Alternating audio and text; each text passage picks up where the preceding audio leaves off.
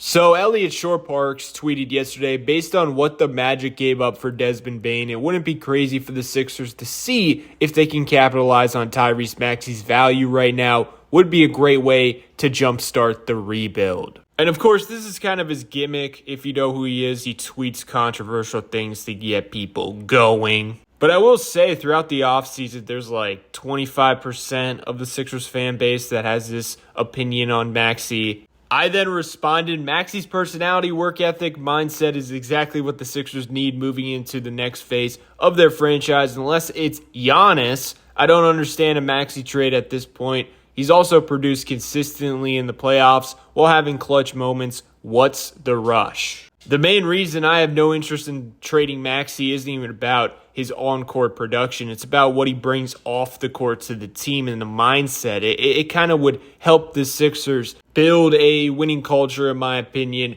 I think it's very refreshing, his mindset, and just knowing he's working off the court in the offseason 24/7. Coming off an era where we had Ben Simmons as a focal point, Joel Embiid developing bad leadership habits like showing up late, things of that nature. Maxey always says the right things as well. Whenever he has a bad game, he's first to blame himself rather than, accidentally say the wrong things or say something that can be taken out of context. That's one of the annoying things about Joel Embiid is he'll accidentally say something where it's true, but also it's unintentionally throwing one of his teammates or maybe even a coach under the bus. I just think over the process era, what they lacked is a leader, a guy in the locker room who's going to set the tone. And B just didn't have that leadership quality. He was to himself, kind of just doing his own thing and producing on the court. But with Maxey, you already know, with whoever they draft at number 3, you can tell he's going to take him under his wing, probably work out with him in the offseason. I just think that type of stuff has been previously missing in the previous era. Now, is that going to magically launch the Sixers into a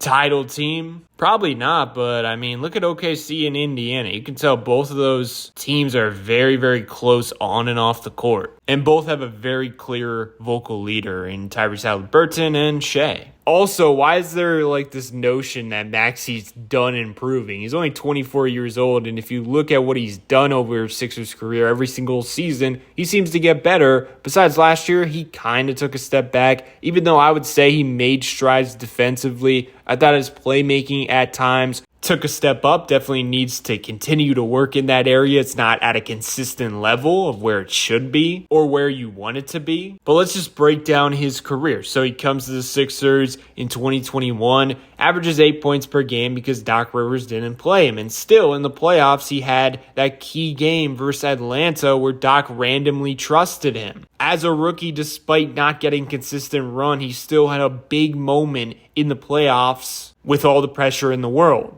He shot 30% from 3 during his rookie year. The next year, in 2022, he shoots 42.7%, goes from 8 points to 17.5 points per game. The next year with James Harden, he elevates to a 20-point per game scorer extremely efficiently. And then they lose James Harden, and I remember everyone was losing their minds. They're like, the Sixers ain't going to be that good. Except they start the season very, very hot. Unfortunately, Embiid got injured and ruined everything. Maxey, though, most improved player, 25.9 points per game. His assists went from 3.5 to 6.2. And he also raised his three-point volume from 6.2 to 8.1 three-pointers per game. Percentage went down to 37, but if you're going to up the volume, that's probably going to happen. And then, of course, last season, his stats stagnated. Now, one of the fair knocks on Maxey is he hasn't proven that he can be a number 1 and it can result in winning. He's not going to take a bad team like Joel Embiid can and turn them into a good team. At least not yet. But there were signs of him improving as a floor raiser towards the end of the season. And it happened at the end of January. They beat the Cleveland Cavaliers, the Bulls, Lakers,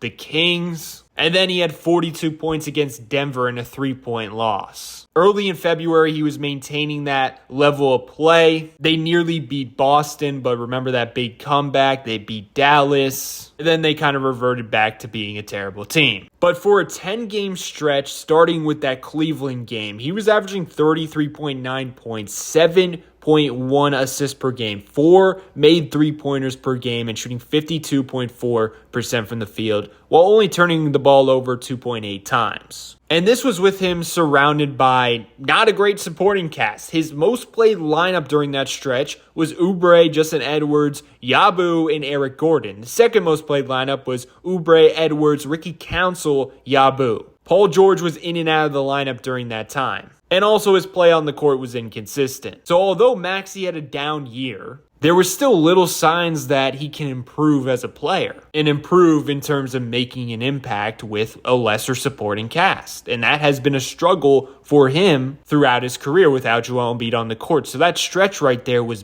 big. So Zach Lowe on his podcast stated that a GM texted him during the finals game asking him, how many games do you think we could find from the last 30 years that were harder played than these last 2 games? He goes on to say the one GM also texted him that the level of effort and physicality is the likes of which he almost literally hasn't seen. That brings me to this post where it states, increasingly important NBA trait, in my opinion, stamina. And that's the one thing you can't take away from Maxey. He always plays hard, even though he's limited defensively. He's always hustling. And it seems like he rarely runs out of gas. I mean, last time he played in the postseason, he was averaging 44.5 minutes per game. And another thing is, Jared McCain is not proven quite yet. Obviously, he has limitless potential, looked great, but it was only 23 games. So this whole notion we got Jared McCain, Maxey and him overlap, like chill. We got to see a full season of them relatively healthy. See if they can function on the court together. See if they're holding each other back. Is it a Tyrese Halliburton, De'Aaron Fox situation in Sacramento where they really didn't work on the court together? Also, he's a guy who has consistently shown he can produce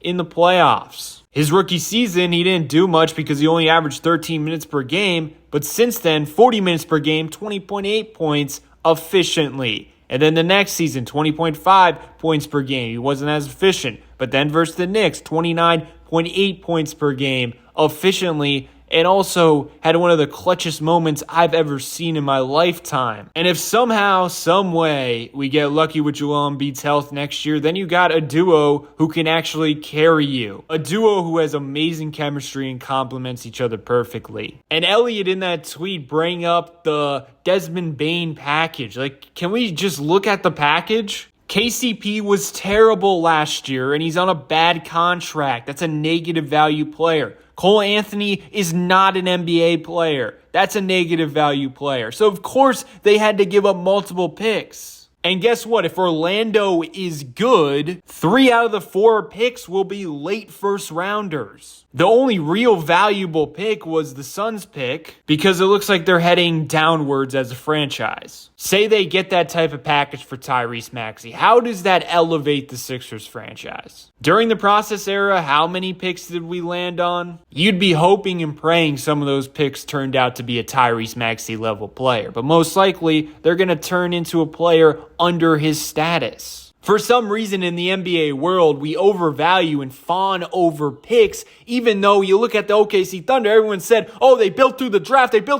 No, they traded for Shea, and he had an unreal development, and then they got top 5 picks. Chet, their only huge hit in the middle of the first round was Jalen Williams. Other than that, they traded for Alex Caruso. He's been arguably their second most impactful player, I'd say third, during this run. Lou Dort was literally undrafted. Needless to say, my point is established players are more valuable than random late first round picks. We went through a whole era of drafting players, and we got bust after bust after bust after bust, and finally we get a hit late in the first round, and we want to just get rid of him like that because he had a semi-down year in a terrible situation with trash players around him, with trash coaching, trash, injured old fucks around him. What are we fucking doing? Sorry, I lost my cool. But man, just wait.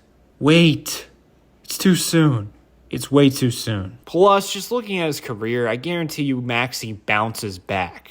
And guess what? That would mean he even has more value. Unless it's for a Giannis type player, pulling the trigger right now just makes absolutely zero sense. That's all I got. Let me know your thoughts below in the comment section. Remember to leave a like and subscribe. Check out my other videos. Most importantly, have yourself a great day and peace out.